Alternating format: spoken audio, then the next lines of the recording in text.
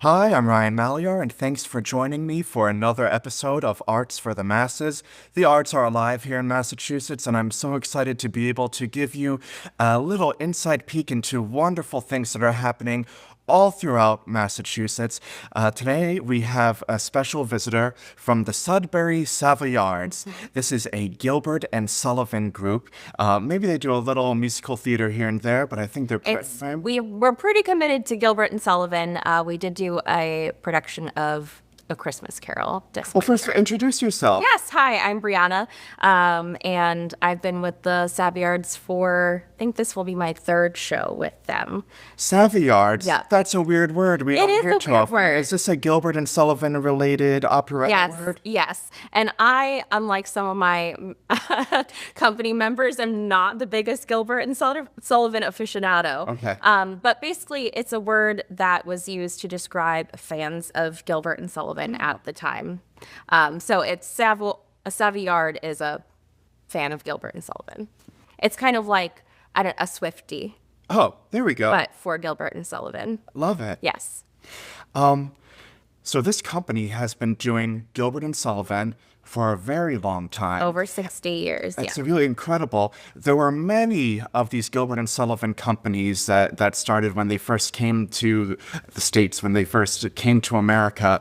And over time, a lot of them have disbanded and diminished. And here's one example of one that's still holding strong. Mm-hmm. How does that happen? A lot of passion, a lot of passion, a lot of volunteers, a lot of volunteer hours, a lot of community that just loves each other. And it is very expensive. It's very, even with a mostly volunteer group, it's just their big shows. And so I can see how they would be hard to produce and increasingly less known. Right. So it is a tough economy to weigh, but a lot of generosity and volunteers, really. And that's really the heart of what I love in community theater is that sort of volunteerism, that willingness not to just show up as a performer, but to pick up a hammer and help build some scenery or learn how to work a sewing machine or doing what you can to help publicize your production. How has the team really gathered together to bring this together? Honestly, that's really what got me to want to be a bigger part of this group. Well, tell me about your journey with the group. Oh, sure. I've done community theater for a very long time, since I was a kid, and I've bopped around. I never had a home theater. I just kind of went where they were doing a show that was of interest to me. And after the pandemic, auditions were opening back up again, and I was way too scared to audition. I hadn't performed in 4 or 5 years, grad school plus a pandemic. That was a scary time for a lot of people, Yes. performers and artists alike. You feel rusty. How do you get Yes. involved again? How do you feel good about the work you're doing when you haven't done it in a while? Yeah. It's scary. And so this group, which is very unique, has an unauditioned chorus. So you sign up and you show up.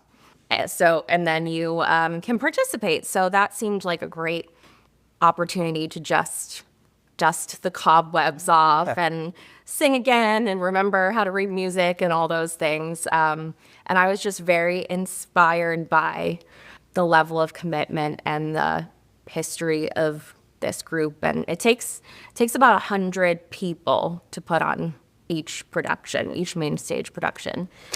I think loving the group is even more important than the product itself sometimes. Yes.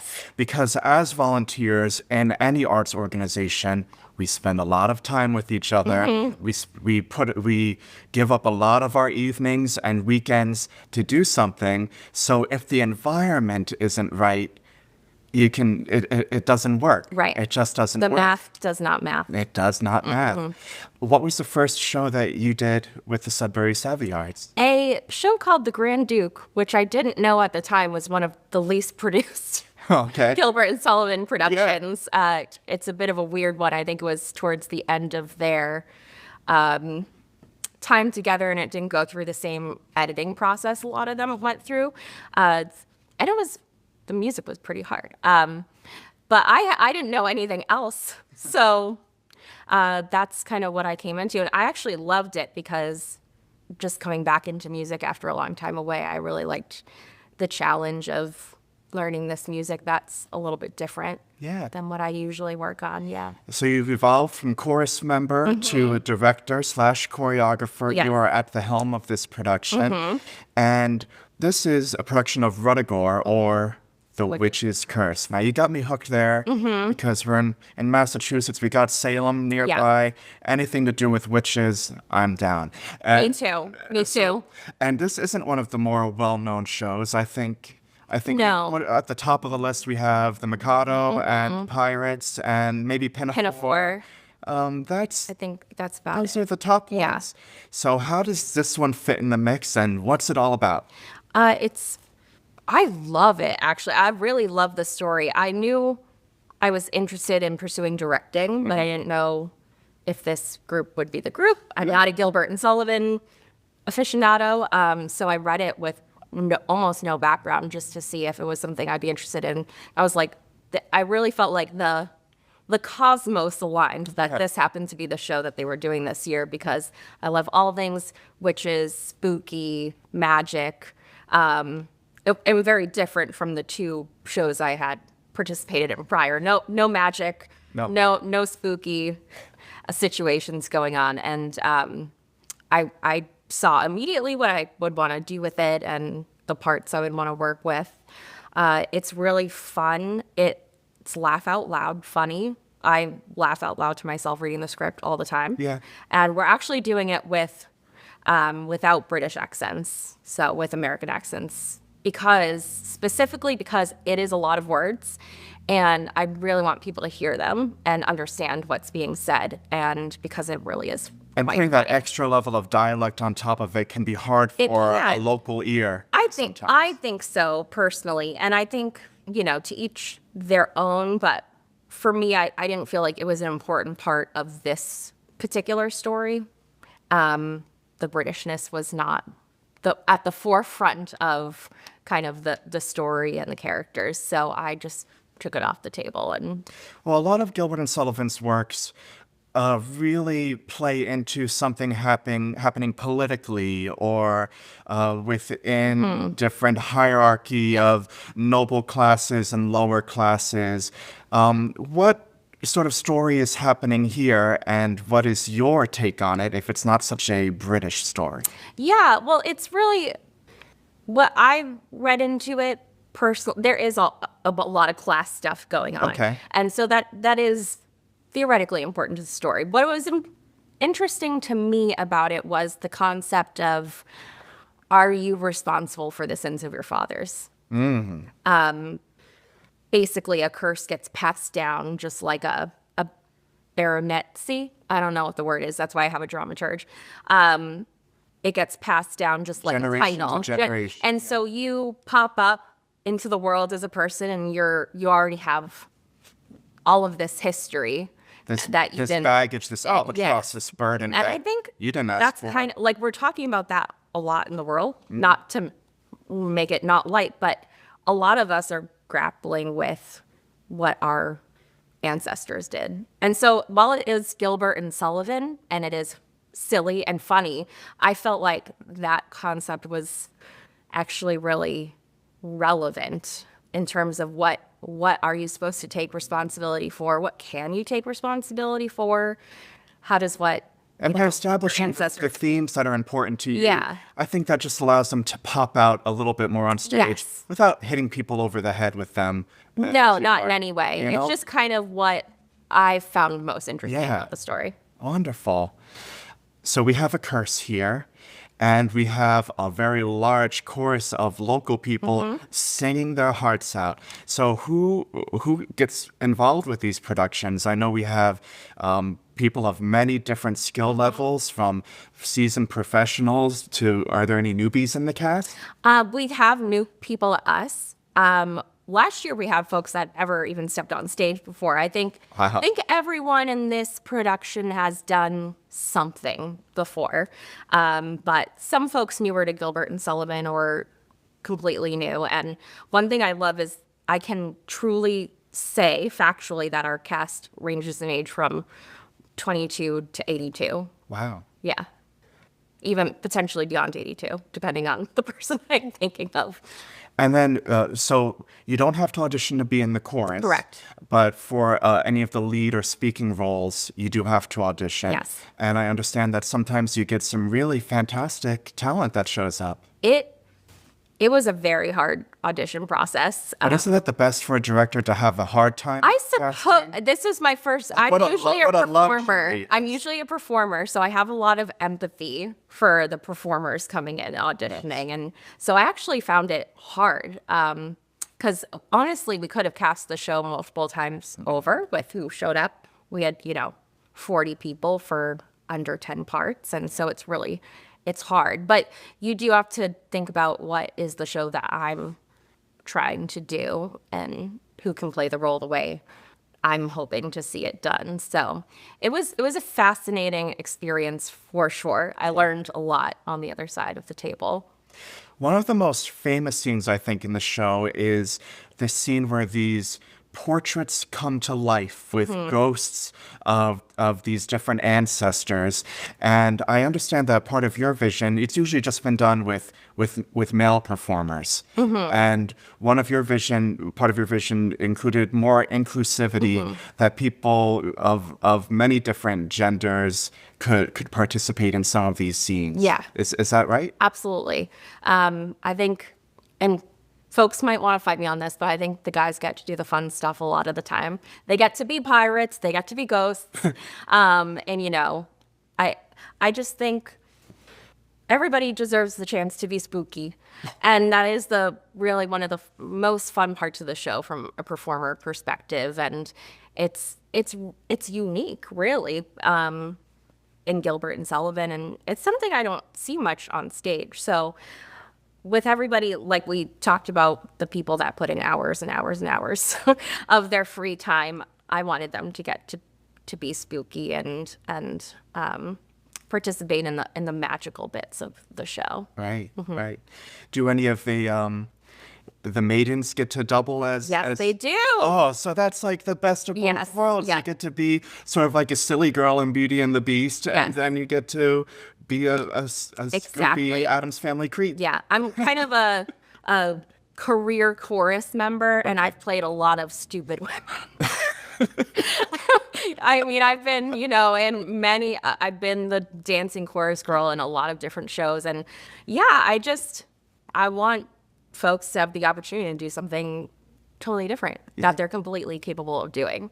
Now, I'm going to bring this into this operetta sphere right now. You have a musical theater background, and musical theater performers tend to work a little differently than classical vocalists, opera performers.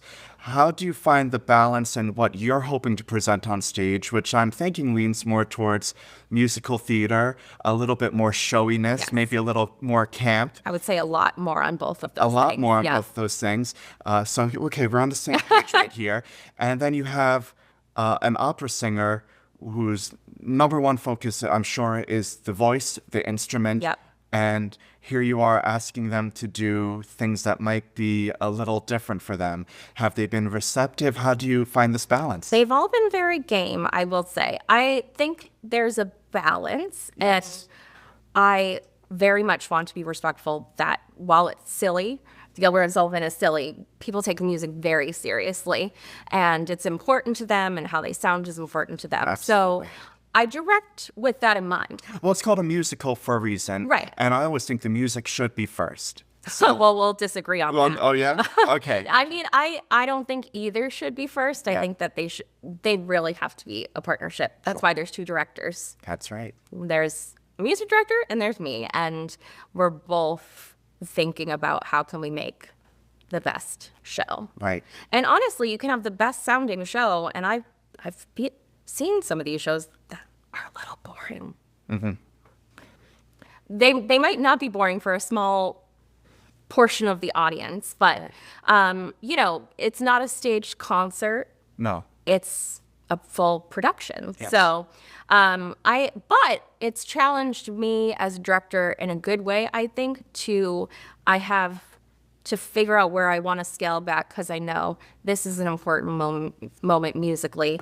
I know that that's a harder portion to sing. Yes. You know, in some of the songs that I've choreographed, there's some patter songs, which are kind of one of the things Gilbert and Sullivan are known for. It's like, how many words can we fit into this? And for me, like, the special effect is the music. Yes. In that one. So I'm not going to have them flying That's the impressive magic right there, is watching it spill out of someone's... So, you know, for that, the choreography is very, very straightforward. I'm not having them move their bodies a lot. I want them to focus their breath on where they need it and are barely given it. So I think I have been as smart as I can be with a person with my background and trying to pull back in some instances. And yet go full throttle. But go very full throttle in other instances, yes. Wonderful. So tell me a little bit more about the team that we have assembled. We have yourself as director. It's a big team. So there's me, there's our music director, Aldo. This is his second time with the group, and he music directed the Grand Duke, which was my first show with the group. And I was hoping, when I submitted my application for director, I was hoping I would get it, and I was hoping that he would apply and be selected, because I knew from my experience that he was able to bring, you know, a group that has folks that maybe have only sung in the shower and folks that may have sung in Symphony Hall and have it all sound like one show, which is no easy feat. No. At all. And then we have a massive production team. We have 5 producers overseeing different aspects. We have a meeting with the lighting person soon. I'm going to put him through a lot. Yep. Because it is, you know, it's magic and it's ghosts. And so yep. yeah, we're going to have some fun stuff. And oh gosh, the poor costume folks. I've asked a lot from them, but they are meeting the challenge. I'm blown away. It's an embarrassment of riches, honestly. What I a can't fantastic believe experience. It's a little bit much. I might start walking around telling people to do things. It's amazing to have a vision in your head and then people are sewing it for you. So that's beautiful. Ridiculous. So Ruddigore will be performing February 22nd through March 1st, 2025 at the Lincoln Sudbury Regional High School.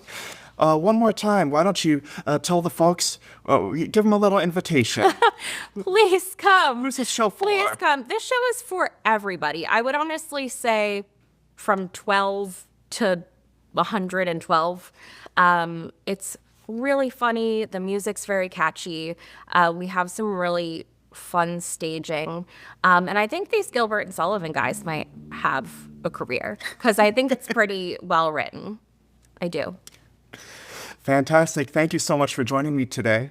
Oh, thank you for having me. I really appreciate it. Come see us. It's going to be good. That brings us to the end of another episode of Arts for the Masses. If you are a local arts organization, near or far, hey, get in touch. I'd love to have you on the show and discuss what wonderful things you are offering up to your community. I'm Ryan Malyar. Thanks for watching.